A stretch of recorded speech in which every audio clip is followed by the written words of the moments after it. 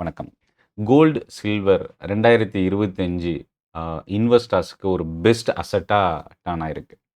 ஆ மோர் தென் 60-80% கோல்டும், மோர் தென் 100%க்கு மேல சில்வரும் return குடுத்திருக்கு. Donald Trump 2025 beginning ஜான்வரியில பதவியை ஏத்துக்கிட்டதிலிருந்து கிட்டத்தட்ட ஒரு $25-30 இருந்த சில்வர் இப்போ $80 கடந்திருக்கு அமெரிக்கால. ஆ இந்த gold and silver precious metal அப்படின்னு சொல்லுவோம் குளோபலா. அத தவிர்த்து base metal copper, nickel, aluminium இதெல்லாமே வந்து பேஸ் மெட்டல் அப்படின்னு சொல்லுவோம்.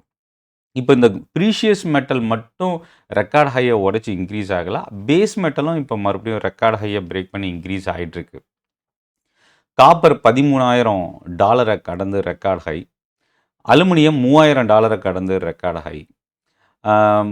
காப்பரோட டிமாண்ட் சில்வர் போலவே கிட்டத்தட்ட இண்டஸ்ட்ரியல் டிமாண்ட் இருக்குது. பட் இன்வெஸ்ட்மெண்ட் வந்து சில்வருக்கு இருக்குது. கோல்டை கம்பேர் பண்ணுற அளவுக்கு இல்லைனாலும் பட் சில்வரில் இன்வெஸ்ட்மெண்ட்டும் பண்ணுறாங்க. பட் காப்பர் வந்து purely based on industrial play தான்.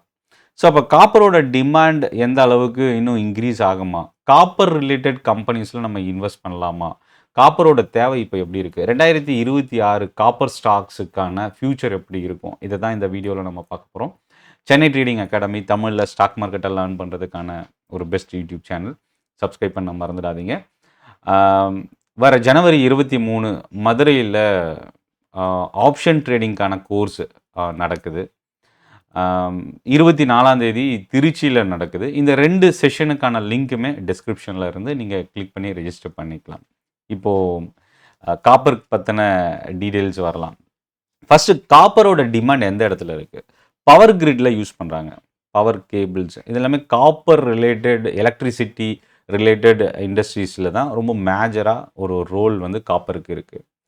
அடுத்தது இப்போது 2 செக்டார் ரொம்ப இம்பார்ட்டன்ட். ஒன்று ரினியூவபிள் எனர்ஜி, இன்னொன்று டேட்டா சென்டர். ஸோ இந்த 2 இடத்துல காப்பரோட ரோல் வந்து இப்போ ரொம்ப இம்பார்ட்டண்ட்டாக டர்ன் ஆயிருக்கு.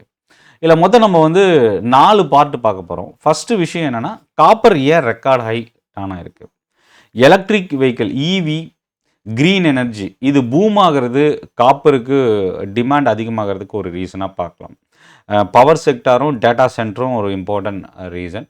சப்ளை ப்ராப்ளம் இன்னொரு பக்கம். டாலர் ரேட்டு, டாலரோட வேல்யூ ரேட் கட் வந்து பார்த்திங்கன்னா மெட்டல் செக்டாருக்கு ஒரு ஆப்போசிட் டைரக்ஷனாக கொடுக்கக்கூடியது. ஸோ அப்போது ரேட் கட் வந்து இன்னும் இருக்குன்றது இந்த மெட்டல் ப்ரீஷியஸ் மெட்டலாக இருக்கட்டும் இல்லை பேஸ் மெட்டலுக்கு வந்து பார்த்திங்கன்னா இன்னும் ஃபர்தராக டிமாண்ட் கிரியேட் ஆகிறதுக்கான பாசிபிலிட்டி இருக்குது.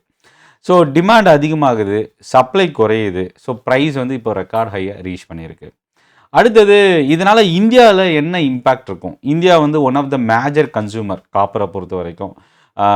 ஸோ அப்போ என்னென்னா infrastructure, electric vehicle, infrastructure related குளோபலாக கம்பேர் பண்ணும்போது இந்தியாவை பொறுத்த வரைக்கும் ஒரு அதிக வளர்ச்சி இருக்கக்கூடிய ஒரு கண்ட்ரி இன்ஃப்ரா லெவலில். ஸோ அப்போ வந்து பார்த்திங்கன்னா காப்பரோட டிமாண்ட் வந்து தொடர்ந்து இன்க்ரீஸ் ஆகிட்டுருக்கு.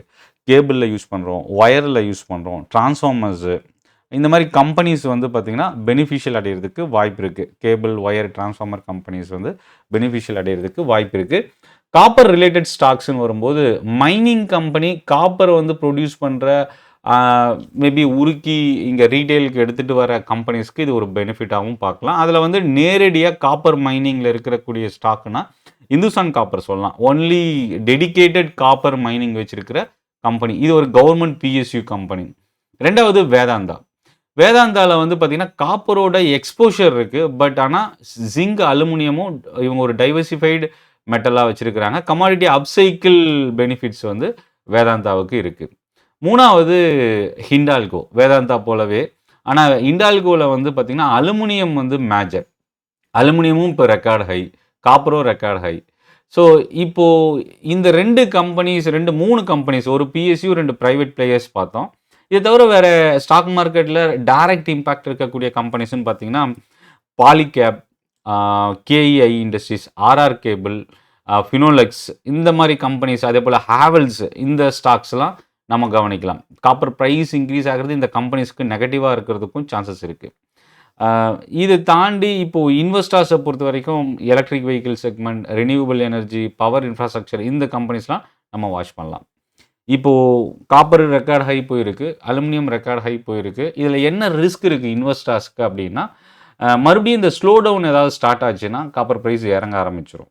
பீக்கில் இருந்து இறங்கும்போது கொஞ்சம் அதிகமான செல்லிங் ப்ரெஷர் இருக்கும். ஸோ அந்த ரிஸ்க்கு வந்து நம்ம டவுன் சைட் ரிஸ்க்குன்னு சொல்லுவோம். ஸோ அது வந்து கொஞ்சம் இம்பேக்ட் அதிகமாக இருக்க சான்சஸ் இருக்குது. சைனாவோட டிமாண்ட் வந்து குறைஞ்சாலும் காப்பர் வந்து பெரிய அளவுக்கு பாதிக்கப்படும். அதே போல் சப்ளை திடீர்னு அதிகமாச்சுனாலும் காப்பர் ப்ரைஸ் இறங்க ஆரம்பிக்கும். இது எல்லாமே வந்து பார்த்தீங்கன்னா, காப்பர் இன்கேஸ் நீங்கள் காப்பர் ரிலேட்டட் ஸ்டாக்ஸ் கமாடிட்டியோ இல்லை காப்பர் ரிலேட்டட் ஃபியூச்சர்ஸ் கான்ட்ராக்ட் வந்து கமாடிட்டிலையோ இல்லை என்எஸ்சியில் ஸ்டாக்ஸை நீங்கள் ஃபோக்கஸ் பண்ணிங்கன்னா, இந்த ரிஸ்க்கை வந்து நம்ம அனலைஸ் பண்ணிவிட்டு சூஸ் பண்ணுறது நல்லது. ஸோ இந்த வீடியோ பற்றின உங்களோட ஃபீட்பேக் கமெண்ட்டில் நீங்கள் போஸ்ட் பண்ணுங்கள். ஜனவரி 23 மதுரையிலையும், ஜனவரி 24 திருச்சியிலையும் ஆப்ஷன் ட்ரேடிங்க்கான கோர்ஸ் ஸ்டார்ட் ஆகுது.